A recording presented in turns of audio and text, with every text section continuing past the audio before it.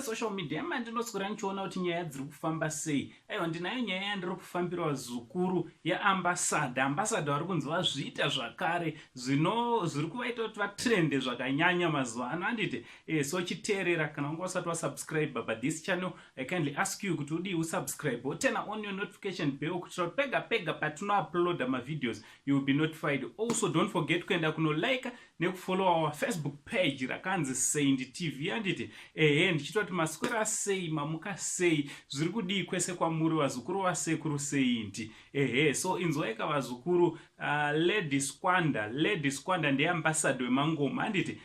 So zvari ambassador wemangoma zvakutonetsa kuti titi achiri ambassador wemangoma here nekuti for the past tingati 6 months here chete kwenguva yakatirebei nenyaya dzake dzekurobha vanhu dziri kungotrenda handiti. Ari kungogara ari mumaoko emapurisa. Last time sekuzuva kwenyu akambobata umwe muchinda mukunzi handiti. Akapomerwa kuti akambobata umwe muchinda mukunzi. Mukunzi ndochiko neshona akambobira munhu handiti. Tasingada kushandisa vara iroro because rakanyanyokura stereka handiti. So akazobuda zvake mumaoko emapurisa akazocheneswa handiti. So this time ari kunzi azobata zvakare muchinda waichinga achida naye anonzi Pablo handiti. So naPablo zvinoratidza kuti zvoni pane kudhumaniswa kwawakaitwa nevanonzi Mr. Moyo handiti. Navamoyo ava vadhumaniswa naLady Squander. Pablo anga akuda uchisuduruka paSquander akabata iwo akaungangoende akabva asvika paakanomubata paakanomurobha handiti.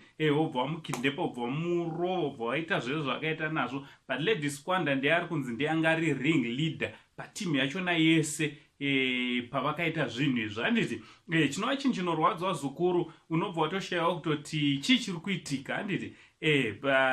Nyaya yachona iri kutonzi iri mumaoko emapurisa. Iye Lady Squander haasati abatwa, haasati aenda kumapurisa kuti anozvichenesa kana kuti justice inge iri inotora nzvimbo. So pakaita zvinezvi zvimadevelopments kana ari kunyeperwa tichauya tokuzivisai kuti ari kunyeperwa. Kana chiri chokwadi tinouya futi tokuzivisai kuti ichokwadi. Ndo nyaya iripo, nyaya yaLady Squander zukuru iri kutrenda mastreets esocial media yandisingada kuti nemiwo musarire. From Uncle Saint, the only Zimbabwean uncle. Pari zvino tobva tati much love.